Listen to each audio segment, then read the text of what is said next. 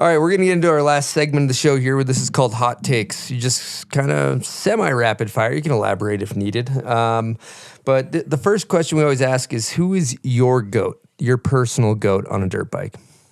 As a kid, MC is who I always looked up to. And then also currently, like, we have a podcast together, me and RC. Like, I've not that I wasn't a big fan of RC back in the day, but now we have this. It's come full circle, and we're buddies now. And it's like, and now we have very similar thought. Now that we're buddies and we hang out and we do our podcast, it's like there's a lot of things we have that are very similar. So I would say, as a whole, RC. But as a kid, I looked up to MC when I was young. They'd come to Seattle, go to the Kingdom, watch them race Supercross, and that was our Supercross for the year, other than on TV. Solid. What was your favorite track you ever raced? I'm gonna say it now, Glen Helen. For the national, it takes a big set of fucking balls to go fast at that place. And it's when they do a national prep, I think it's one of the best tracks to race. Supercross or motocross? Well, I'll put it this way. 17 rounds of Supercross. By the time you get close to the end of it, you're disgusted with Supercross and you're ready for outdoors. And by the time outdoors is over, you're ready for fucking Supercross. I was lucky enough to be able to transition between both very easily. So I didn't say, oh, I'm a Supercross guy or I'm a motocross guy. I did both very well. So I liked both. You kind of got to pick one, though. All right. I'm going to go motocross then. There it is. That's good. A good answer. That's the right answer. Yeah. Motocross is more badass. It's a You're little going more faster. Yeah, but it's a little more laid back too. Oh right? yeah, like yeah. so wider track. Yeah, and the margin for error is a little bigger, right? So like from that standpoint, Longer motos. If you do make a mistake, it's not so fucking critical. You got to be. You got two in really motos. Good shape too. Yep. The heat. Yeah. Of the summer. Oh, yes, but Brian, I was at one time. That's right. I was. Forgot you were. That's right. Not anymore. So. All right, on a dirt bike, who do you think has the best style ever? Dude, you're gonna have to go with Jet. You know, Jet Lawrence. I think the way he's as fast as he's able to go as easily as he does it. Technically, on the way he is on the motorcycle is very, very impressive. Who's one of the most underrated riders or racers in your opinion? Oof. Dude, I've never been asked that question. First, that's his bomb hole. Welcome, brother. Yeah, welcome to the show. Underrated rider. Never been asked about motocross the nation's Bud Creek, I think, either. Another first time. Well, dude, I mean, there's been a ton. I mean, Austin Stroop. I mean, and underrated, I would say, like, just either took a bad path or, you know, didn't execute and just fell off the face of the earth type thing. So Stroop, I mean, Faulkner's currently racing. He was you know, amazing amateur, you know, and once he turned pro, he was unreal. Like, dude, there's probably more guys in that category than the ones that are great. You know, it's probably a lot like that snowboarding too. Like, oh yeah, that could have been something, right? So those two pop into my head as 250 riders right now. Cool. Who's got the best whip? Probably Patrick Evans right now. I mean, I know he rides a Stark, but still. Yeah, it's fucking insane. It's like past 180. I'm not doing that. I mean, as for a racer, right. Kevin Windham always had good whips, good style. Who had a better whip, you or Dungy?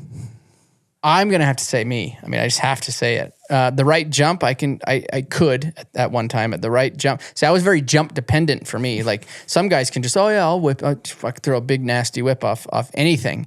For me, it was very takeoff dependent. Like it. Your favorite bike you ever rode in your career? It's got to be all 3 years at PC. Yeah, the 250. The 250. Yeah. Man, we got to remember I only rode one brand, so it's But then like. And currently, those are injected at the time, no? No, carbureted. Those are carbureted. Yep. Okay. So carbureted, and then obviously I get to spend a lot of time on the Yamahas now, the 250 and the 450. Very similar to when I was pro. I've only for the last 7 years now I've been Yamaha, but the jumps the manufacturers have made since I raced has been not from a new innovations. It's, back in the day, it was like for us, we went from carbureted to fuel injection, and that was a huge leap for us in our sport. But since fuel injection, we really haven't had anything change. So call it 2014, my last year, to current. Bikes are similar from a technical standpoint. Nothing majorly new on them. They've just gotten dramatically better. They've fine-tuned them very, very well. All right, hypothetical. You got your brand new, your suspension's dialed, Yamaha 250F. You got your Pro Circuit 250F. If you could pick one, you're on the gate. You got to race it. Which one's faster? Which one's better? I'm going to have to probably say current bike. Yeah. That's been a topic, like getting out an old bike, one of my PC bikes, and running it against a current like race bike to see what the difference is. Mm-hmm. I know we were on another level back in 06, 07, and 08, but compared to what they're on now, it's a whole different ballgame. Okay, dream sponsor, anything in the world, doesn't have to be dirt bike related. OnlyFans? I don't know.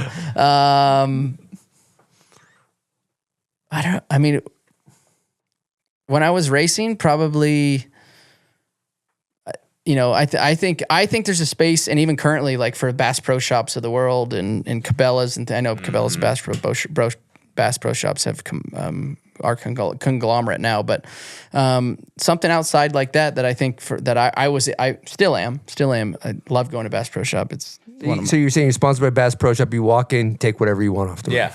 Yeah, or currently like, hey, we want to take you on this experience, go moose hunting, or we want to take you to this we'll fly you in on a float plane, and you get to fish this pond that gets fished once a year, and good. It's really and good. It's a fucking good. That might be one of my favorite answers. One of our best ones. You did good on this one, Ryan. And then bring a case of beer and maybe a joint or two, and you just fucking watch the sun and set and fucking fish. Wow. Does Bass Pro Shops do that? Is that a thing? I don't know. maybe it's part of the maybe guided. One of their marketing guys will see this bomb hole. Yes, we there are you go. known to have Bass Pro Shop marketing guys watching this. A lot of subscribers from Bass I met Pro the Shops. owner like 4 years ago. I was at a NASCAR race, and we're sitting in a terminal getting ready to fly out, and I had a red cinema camera, and he's like, "What is that?" I'm like, "It's a film camera." And he's like, "No way." And his name's Johnny, and he started looking at it, and I'm like, the guy that started Oakley did this? And he's like, "I need one of those." And I was like, "Yeah, you do. Go buy one." And I don't know if he did or not, but it's going to cost you $60K. Yeah, exactly. Yeah. I'll tell you, biz has got to be good for them. The amount of Bass Pro Shops hats I see everywhere. That thing they're doing okay with their hats alone. I think so. Yeah, they're doing good. Yeah, we get, some other answers, like we get Home Depot, which I think is a good one. What else? Airlines. Yeah, a lot of people are like, "Oh, Delta, I can fly wherever I want," or, Not if it ain't private, I don't want to be sponsored by it. Private airline. That's it. Yeah. Like I just flew commercial my whole life. It's getting worse. Sucks. When you were winning everything, you were flying commercial. Yeah. You can't pencil. It doesn't justify flying private, like shit. You can buy and even then so this is one of those things I would change is I would have flown first class everywhere. Now at 30, going to be 37, I would have flown first class everywhere. We flew coach everywhere. You're flying back. You just come off the podium. You get a 100,000 whatever win bonus. Yep. And you're sitting 38D next to the fucking toilet. That's 100%. What you're telling me? Yeah. Jesus. Oh man. Yeah. Insane. Now maybe it's a smart move, right? Like I did retire at 26, so that's kind of cool too. It's hard to argue, like, was the decision good or bad? But I think that would have made me maybe a little happier in the end. Quality of life. Okay, last question in hot takes. Worst trend, maybe just in motocross. What do you got, or in your culture of your sport? I think currently the really fucking dirty mullets. Like I like the what is it? Like the fashion-y kind of mullet, you know? Silk's kind of got one of those. It's a little bit. It's like Yeah, a but I'm talking like the ones that are like flat Joe Dirt style. Yeah. Like those run around. Those especially are running. in the mini moto dad scene. You're Yeah. you're seeing a lot of those. Yeah, so I think that's a bad trend. Okay. That's a bad trend. Yeah. It doesn't look good on anybody. You think is AP to blame for that, or is he? AP, he could do something with his hair. His hair, yeah. I mean, lot of I know people that are- I know he's got a big following. The Yeah. cowboy hat's got a big following. So does his hair. I know he's trying to probably prolong what's happening. I've seen it pop the head off. It might be going bald. Oh Yeah. shit! Okay, A little bit, so maybe that's par for the course of why he's gonna run it as long as he can and say he's got hair. But yeah. All right.